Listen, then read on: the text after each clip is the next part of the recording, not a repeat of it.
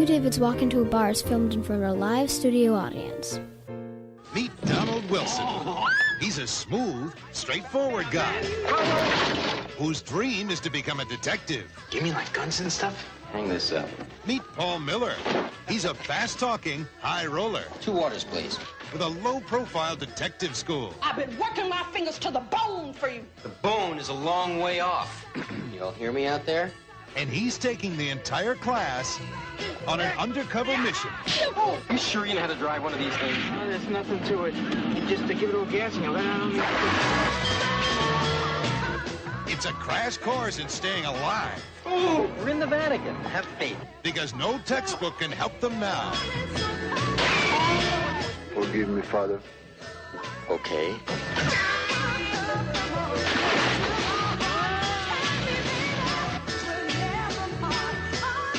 You've got to help me. They're trying to kill me. Lorin Dreyfuss. People are shooting at you. Can't you see that? And they may miss you and hit me. And Dave Landsburg. Oh, my mother was right. This was a stupid idea. Two detectives without a clue. If you really want to hit me, then you hit me, okay?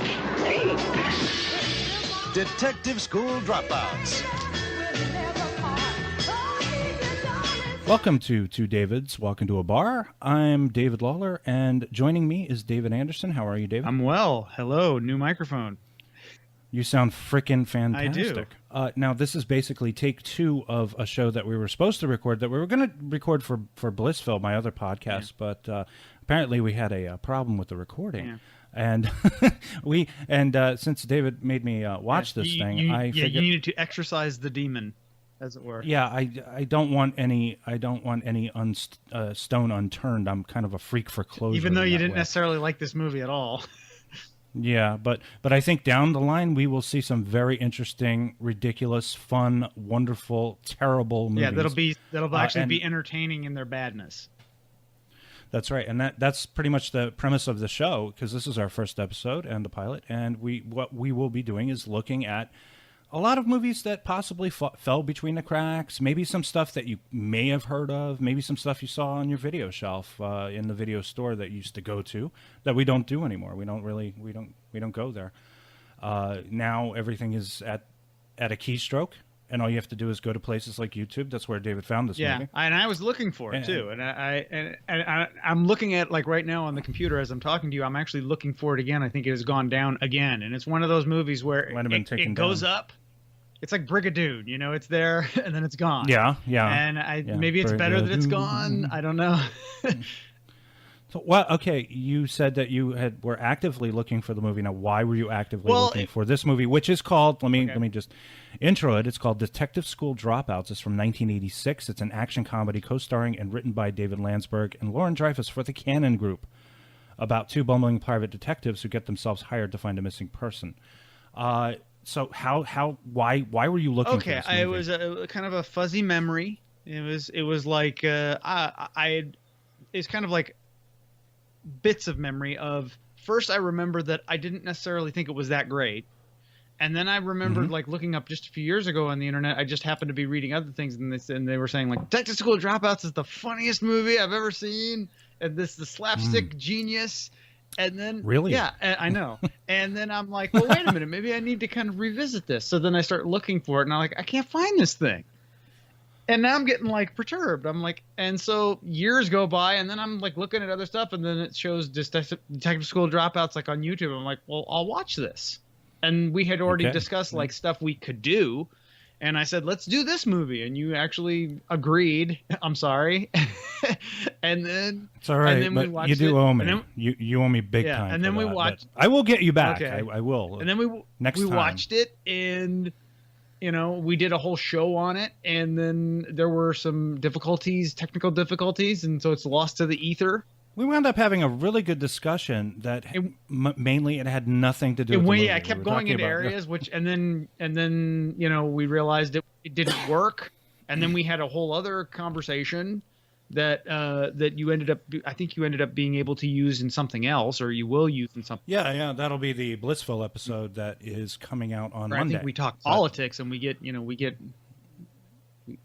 We talk about a few. We talk about a things, few yeah. things, and we talk about some of the things that maybe we shouldn't talk about, but we talked about it anyway. We went there, and we hashed it out. We oiled ourselves up. We wrestled through it, you know. And now here we are with. And now here we are with this, and we're going in dry on this one. So. So we have, as part of the description for the movie, it says they quickly find themselves in the middle of a mob war that takes place between New York City and Rome, when it turns out the missing person is somebody the mob wants to stay missing. It took me an hour into the movie to figure out, Valeria Golino is the missing person. Yes. And apparently she's supposed to be. There's this guy who's in love with her, but he's got to marry this other chick who's not really. He's kind of homely with these big front teeth, makes her look like Shelley Duvall or something. This is a very strange movie to get into, and I have to say right off the bat, it's not necessarily the best example of canon films either. I mean, when you think of canon films, you think of something like really cool, like say Death Wish 3. You know, maybe Masters of the Universe. If you really want to go bad, you can do like Superman 4. You know, I would think of like Invasion USA, anything by Chuck Norris, or I would Charles go into Bronson. super awesome canon films, something Life Force. Which is that's awesome just because it's awesome. That's a great one. I love that movie, but this is like this is not a good example of a good movie or of a canon movie, because it doesn't have any sort of the best canon things. I mean, there's kind of like half a boob if you look real close. You know what? I would suspect. I would suspect that it was a pickup or something. Yeah. Like somebody made it and then sold it. But the thing is, doesn't it say that it was produced by Golden Globus or something? Yeah. Well, I think once they buy it, everything's a Golden Globus production. I mean, you know. Or maybe they gave him a couple bucks. It was like, okay, here, take some of this, and if you come I think back we with had a movie, discussed this I put my before, name but on look it. like it's kind of like the Robert Rodriguez style of we have this place, and we have this, we have a truck, we have a thing, and we'll just sort of write a movie around it. Which is, you know, I've said this before, that, you know, a filmmaker has what he has to do is take advantage of his resources. What does he have? You know, and can he get a camera and put people in front of that? And it increases the production value. And this is strange because this looks like, for some reason, we're shooting in New York. Shooting in New York is extremely expensive. And then, you know, going overseas and shooting in Italy is also, I mean, the whole thing just seems like a very expensive enterprise. But then when you look at what's going on in the movie, it's very much kind of, you know, just the surroundings that look like they cost money, but they don't. Yeah. There's some incredible. I mean, this is Italy, and you know, this is the kind of movie that makes me want to see Italy. I want to go to Italy and see all this stuff, because these not I want to say the production design, but it's ingrained Italian heritage and history. It's not production design. It just looks fantastic. Well, and near the end, I mean, spoilers. I mean, they go to the Leaning Tower of Pisa, and there's like a comedic sort of chase through it, and I'm like, it doesn't look like they built a model or did some sort of weird forced perspective. It looks like they're really doing there, and it just makes me wonder. Maybe somebody had to know somebody that said, you know, you can come in at like 6 o'clock in the morning and just run around real quick. Right. Now, Lorin Dreyfuss, who is the other half of this insane comedy duo, he now I had originally thought that he looked like a younger version of his brother Richard Dreyfuss, but he's actually the older brother. And I remember watching, because we got a box set of Bewitched episodes. There's one of the early episodes, I think maybe from the first season, has a very young Richard Dreyfuss in it. Looks a lot like Lorin here. But I was thinking Lorin is probably more conventionally handsome than Richard. Yeah, I would say too. I mean, I also mentioned that he probably looked a little more like Phil Hartman. Phil Hartman. I said also Darren McGavin. He looks a little like Darren McGavin, but with more hair. Mm-hmm. He has like a McGavin smirk. Which I think I also discussed of like, I think that's a wig. Yeah. Yeah. It looks a little too good. It doesn't move. It doesn't move. It might be matted down by he's tons also of kind hairspray. Of tan. He's kind of a little, maybe it's, I don't know if it's makeup or if it's an actual tan. Did we discuss did he do anything else besides this movie? Yeah, he was in, because I know Landsberg has some history, but I don't know. He was in a Richard Dreyfuss movie where he was God, I forgot something, The King, or I can't, I'm remembering Moon Over Paradise. Oh, you're thinking Moon Over Paradise. Yeah, right. Yeah, Moon Over where Paradise. There's like because Richard Dreyfuss in that movie plays a sort of an actor that's hired because he kind of looks like this dictator that just died. And there are scenes where it's like you have the dead dictator kind of in the background, and it's just Lorin Dreyfuss with this, and he looks just like him. Oh, that's interesting. So yeah, Wow. it was like we could Not quite a twin, but a ballpark family close enough resemblance. where he's like kind of out of focus in the back. It's like they didn't have to do an expensive split screen, anything like that. Right. That's what I was thinking of before. I mentioned Bruce Willis early in his career looked a lot like his younger brother David, and so David Willis would like stand in for him and do like doubling or something like that. Like if Bruce was sleeping it off in his trailer one day while they were shooting, they would just get David. I wonder if he got the same wig or hair or whatever replacements and stuff. Shoot him from his back. I don't think that they do that anymore because maybe one person kept his hair and the other one lost it. Could be. So. So we have a very young and beautiful Valeria Golino in this movie. Just absolutely. Does she even speak captivating. English in this movie? She kind of, you want to do the better. American. You're American. The right? version, or the something. version we watched. She has a very the version we watched. sexy Italian. She has a sexy Italian voice. Yeah. The version we watched was like, it. You could there were no subtitles for the Italian parts. But you could still kind of understand what they were trying to do because you could see there was some funny if you stuff. cared enough, you could follow the it story. felt to me like, and it seems like this happens with a lot of comedies. They ran out of like funny material like 20 minutes in, because I'd say the first 20 minutes are actually kind of funny, at least. Well, I would say the director has a nice eye for like choreographed slapstick. Yeah. There's a lot of nice physical action There's pieces a whole that go thing on, where, like people where he goes into flying through the air. He goes into and Lorin stuff. Dreyfuss's office, and he's got this like black secretary who's always kind of giving him side eye because she isn't getting paid, and and she's got like a poodle. or yeah, something. and there's some funny stuff in there where it's like, Mr. T not returning your calls. I thought that was funny, and it kind of takes you back to the 80s, and the music is very 80s, and it's like this is kind of like how I feel about like 80s movies, even like really bad 80s movies. Give me entertainment because they're so 80s. To me, yeah, I guess there's a certain charm to that. There's a certain cheese factor to them where you just don't get that today. And I mean, today there's a cheese. You know what it is? It's like believable cheese. It's believable. It's like you can believe it. Like okay, we were watching The Monster Squad last weekend. We watched it based on yours and Mark's recommendation, and I found a really nice copy. Showed it to Regan. She loved it. And there's it's like a movie like that could not be made today. It's so firmly entrenched within the 80s, and it's part of a missing time, and as part of our film heritage, as it were. It couldn't be. So I forgot to mention, and I don't want to go off on a diversion here. Monster Squad is beautifully shot. Incredible production design. I was so surprised because it was like a gorgeous 1080p transfer that I was watching. Well, you got to remember, it just looks so that freaking movie good. is like coming off of like the director Fred Decker, so he's coming off of the last movie he did before this was Night at the Creeps, which is also considered like a cheese classic. But that's more just like an exploitation movie. You can see the evolution of. I would love to see a 1080 of Night of the Creeps. I think you can get it. I think there's There is a Blu-ray of that. Because that is a favorite of mine. I really like that. And the guy comes in, thrill me. Yeah. But it's like you can kind of see like he made like a good solid B movie, and then it seemed like when he made that, it was like, well, I'm going to try to. And also, this was meant to sort of be. And I'm not going to say a ripoff, but like in the same style of the Spielberg Goonies.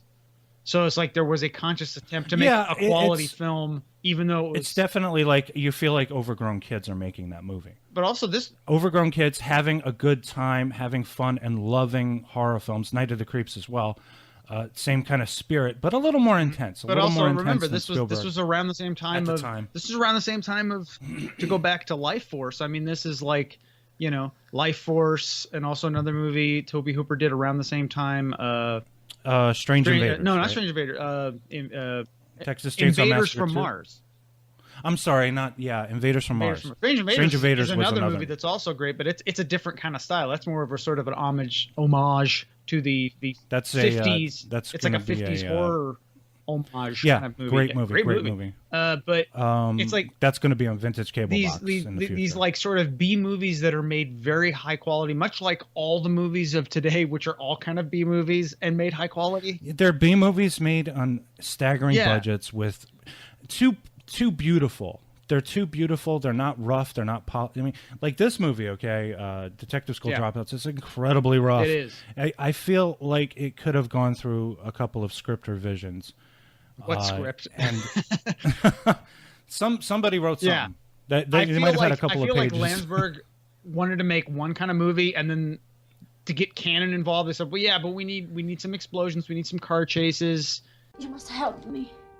Me help? Sure.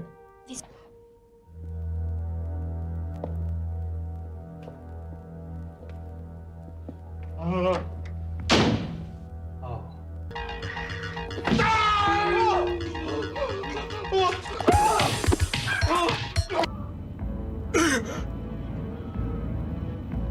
Are you okay, pal? This man is not okay. He doesn't look too good. He doesn't look too good. He's dead. That's why he doesn't look too I good. can see the man is dead. I know when the man is dead. We gotta do something. We gotta tell somebody. You gotta tell somebody. Yeah, tell somebody. Tell somebody what? Tell somebody we stole tickets. My principal of this gun. We don't have passports. Is that what you want to tell somebody? Oh, I hate you. What was that? That was a bullet. He's got a gun. What happens? They basically they get on this airplane to go to Rome, and there's a guy sitting between them who gets poisoned, and as he's dying, I don't know, he gives one of them this jewel, or in a necklace or something like that, and then they get off the plane and they have to get around this whole thing of having the dead body near them or something like that. For a minute, I think it's going to be Weekend at Bernie's, but it turns out not. Oh, by the way, side note, Weekend at Bernie's is probably one of the funniest movies ever made. I gotta say, I caught that like recently, like just it was like I forgot how funny it was, but man, when after Bernie dies and they're trying to just do all the Bernie stuff, that is just ridiculously funny to me to just see that. But that might have to be it's another good. show, There were even some good elements about the sequel, mainly Terry Kaiser doing his weird dead guy dance every time he hears music. and then they like put like a like they put it's like a special sort of voodoo music, ding, ding, ding, ding, and then they put like on they put it like play it fast, and then they put him on a rickshaw so he can like run. It's just like and he's like running, and you see his legs kind of moving up. Like, and that's the sort of thing where it's like the stupider, dumber moments of this movie, I think, work.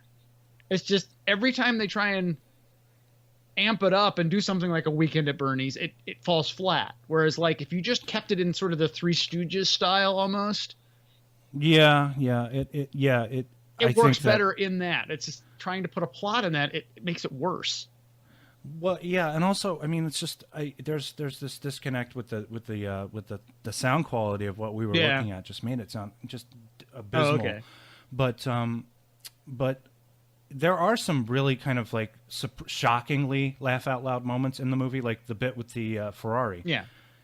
They get into this Ferrari. It looks like a spaceship, and then Yeah. Well, what's funny is they go to the Ferrari, but first, like it's like their car is parked. Their really shitty car is parked right behind it, and they look at that car, and then they look at the Ferrari, and then they just go into the Ferrari, which happens to luckily have keys in it.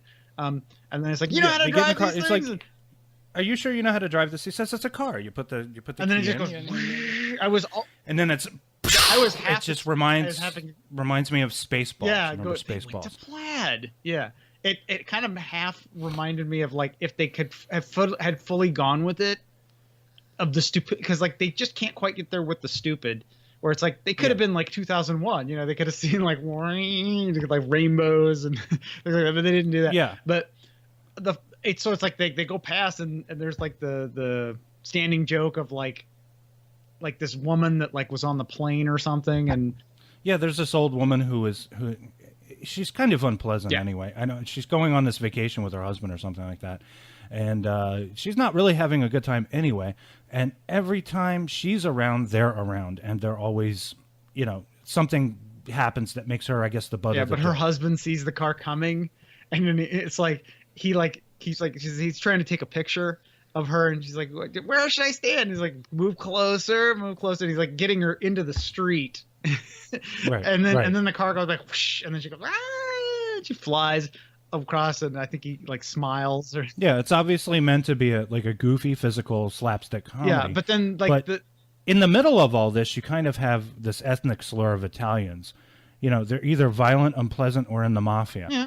Which doesn't seem, politically correct if you're shooting in Italy. No.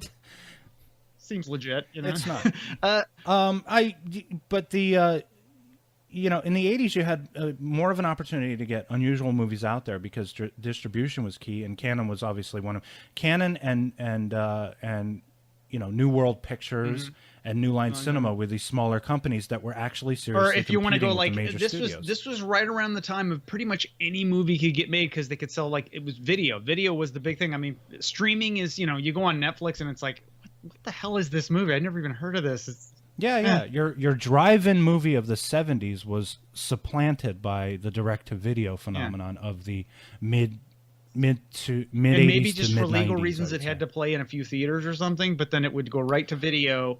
And then can you imagine though? I mean, like, this probably there was an advertisement for this movie and it was playing in the theater. This and people came out walked right in. before the just complete. They just cut the middleman and went direct to video, and then you had the direct to video movies. Yeah, and in my opinion, I think what we're seeing now with Netflix is sort of copying that. Yeah, what they're business doing model is of like the direct-to-video. producers are making these kind of expensive And it's movies. even cheaper for them. It's even cheaper for them because think about it. All you need is one source. Yeah. One source you're making the consumer do all the work for you. Yeah. By they download it, they watch it, they stream it on their thing. They're the ones doing the work. Well, I think you put it out with there. Netflix, it's like they have X amount of dollars for acquisition, so they can just at their discretion spend $90 million on a Brad Pitt movie that was produced, and Brad Pitt gets paid. Netflix does okay because then they get more views, and when they get more views, they get more subscribers. They're like, I think they have like 30 some. I think they have just a few more million subscribers than HBO actually. Right. So in the future, what are we looking at? We're looking at the end. We're probably looking at the end of major theatrical release. People going to movie theaters because look at what we have now. We have the enormous TV screens, and we're watching. Everything has become a theatrical experience. Is they're taking it away from a sort of mass market thing, the way theaters used to be, and it's a more sort of premium experience now. Because when I go to the movies, I go see it in IMAX. I go see it in IMAX 3D, and I happen to be lucky that I live very close to it. It's like part of a mall, so I can just go right in. It's not like I have to go into a special. Yeah, there complex. are some things you can't really replicate a lot of that experience. Like the thing I really like about going to the movies is going to the movies. It's an experience. We put our coats on or whatever, we go out, we take a walk over to the movie theater over there, and you get in line, you buy your ticket, you go get some popcorn, you go into the darkened theater. There's a smell about a movie theater that I really enjoy. Yeah, it used to be. I also enjoy the popcorn. I know people complain about the popcorn, but I love movie theater. I remember and now they let you drown it in butter. They have like a little butter dispenser, and you can put your own butter on it. And I drown my shit in butter, and my wife and daughter get really angry at me for that. But I remember like going to the movies, at least, kind of we're around the same age. So you remember like going to the movies and say like the 80s, it was a less fancy experience. At least I felt like it was because it seemed cheaper too. And I feel like we take it for granted because we used to go to the movie when I was a kid. We would go like maybe twice a week. But also, if you remember, theaters weren't as nice as they used to be. That's what I really, because they were all these sort of they had like mono sound. Well, it's unusual. Now we have like the theater over here, which is like this Regal 14 screen theater. It's all stadium seating. Yeah, it's nice. It's not because I was gonna go see Logan in IMAX, or I was going to see it in IMAX or in the Dolby Cinema, but like within a week they put Kong in both those theaters. So I ended up seeing it in sort of a standard theater, and even in the standard theater, it was close to say an IMAX or Dolby experience. Just in a regular side theater, it was really good. But yet, I have my own setup. It's smaller, but I sometimes just prefer my thing. I mean, if I want to have an IMAX experience, all I have to do is just basically sit close to my screen. Yes. And but I think what we're going to have now is because we have this theater experience at home now with the big TVs, the surround sound, good sound, and all that stuff. it takes a lot of that thrill away from the movie, because it used to be that you had this small TV. It was a tube television. It didn't give you quite the detail. The biggest you and could the get clarity. would be, say, up until like even like the late 80s, the best you could get would be, 20, 32 inch. no, not even a 32. Like late 80s would be 25, 27. Or if you were super rich, you'd get one of those 35-inch tube things that weighed like a ton. And it would be like a console. Yeah, and then they would have like they also had projection. TVs, you could get a those? projection TV if you wanted a nice big soft, because it was already standard def and it would just be blown up and it didn't really look that. But it made it almost impossible to watch like in daylight. You'd have to do. I had one of those. Turn down the lights. Had one of those, yeah. and draw the shades, and then maybe you would get something. It took forever. I mean, then we had Laserdisc, and that was like it was like for a long time they didn't make them that great, so they were like VHS plus. And then eventually Laserdisc got really good, but then we got into DVDs, and then we got into HD, and now we're into 4K. So, which begs the question: is this movie available on any of those formats? Do you think you can. I think the best you could probably do would be to find an old VHS. That'd be my guess. Wow. I caught it on cable though, and it almost belongs. At least to me, it almost belongs on a vintage cable box, just because. To me, that was my experience of the movie, and that was where I remembered it, because I remember my mom telling me it was extremely funny because she thought it was hilarious. Okay. And I know. Is this one of those movies that played that endlessly? It was played it was one of those Canon Films on Showtime kind of thing. So where it was just Canon Films were on Showtime all the time. So it's like this would be like a 1:30 in an afternoon on a Wednesday. Right now, I remember a romantic comedy that was made. Yeah.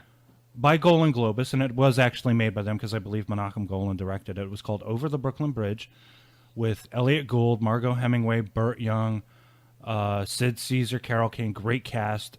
Very funny very funny movie. Very funny. It's like, but it's not. I think the issue with that movie was it was a little too adult. There was a lot of adult stuff going on. That was probably because it was just kind of in a that canon period movie. when they actually thought they were a real studio and they started to get like real directors. In this case, it was Menachem Golan. So Yeah, I mean he's okay. He's a competent from the director of director. Delta. It's just that he made Delta Force. He made Delta Force, which I think is probably a good Chuck Norris, and then he made Over the Top, which is great, but for the wrong reasons. Yes.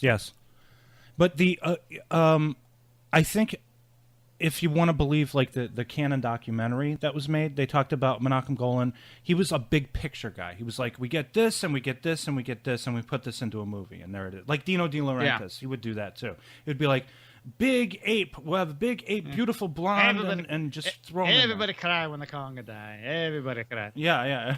yes. And I think that's how they made movies. But for this movie, I mean, it's just.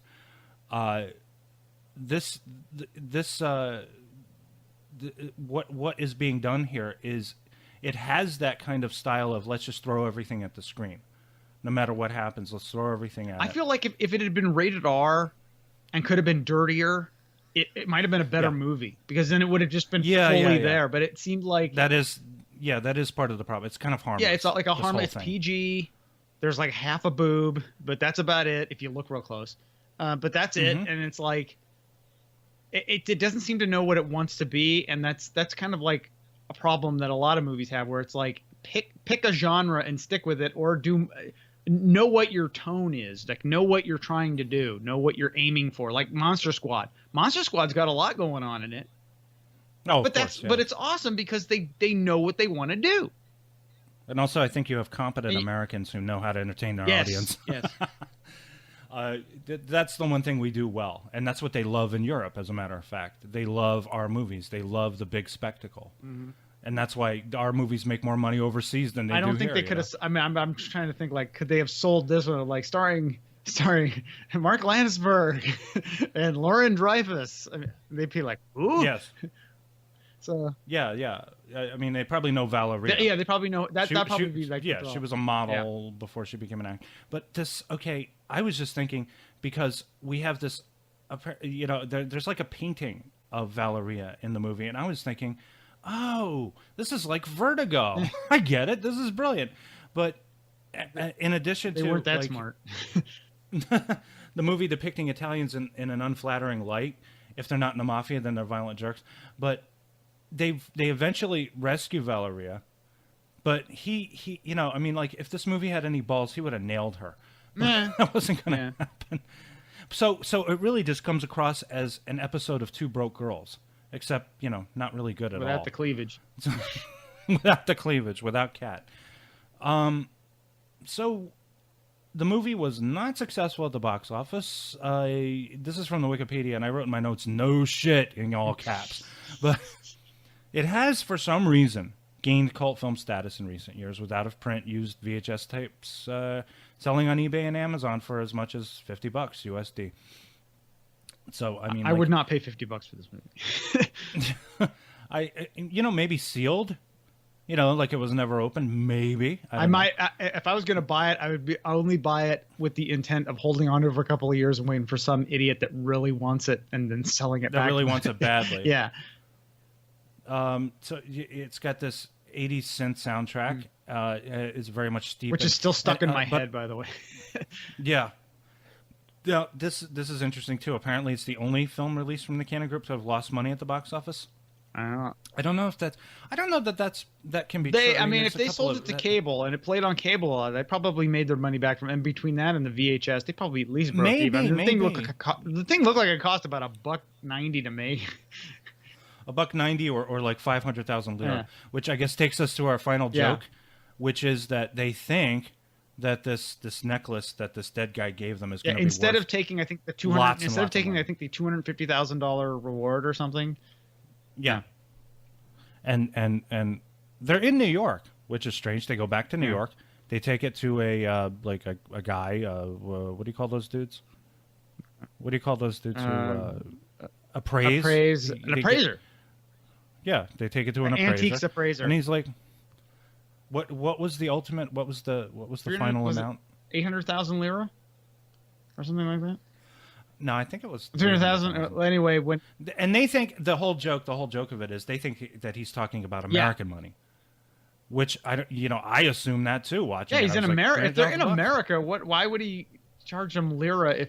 Are you sure they're back in America? Yeah. Well, yeah, of course they're back in America. Instead, he gives them 300,000 lira, and then he takes his cut. And they're like, "Well, how much is that?" And what was the? It was like $174 or something. Yeah. Okay, so $174 for that instead of getting the 250,000. You know, it's just, were they expecting that maybe these two gentlemen would appear in Detective School Dropouts 2, Electric Boogaloo? Yes, Landsberg and Dreyfuss are going to be the Martin and Lewis of their time. Or not. Or not. I don't know what they wound up. Actually, Landsberg wound up working on many different TV shows as a writer and producer in the future, didn't he? And Lorin Dreyfuss took his money and did not use drugs like his brother, and was able to invest it and did fine. Maybe he had. Maybe he was able to put a down payment on his house. Canon stock, maybe. I don't know. Maybe they gave him Canon stock like right before the company collapsed or something. Oh well. So anything further you want to say on Detective School? I'm sorry. I'm sorry. As God is my witness, I thought turkeys could fly. Okay. I guess I couldn't put it better than that. So let's wrap this up. This has been Two Davids Walking to a Bar. And next time, I don't know what we're doing next time. Maybe a vampire movie. Maybe we'll just talk about our day or, How was your day? That sucked. All right. Good night, everybody. Say good night, David. Good night, David.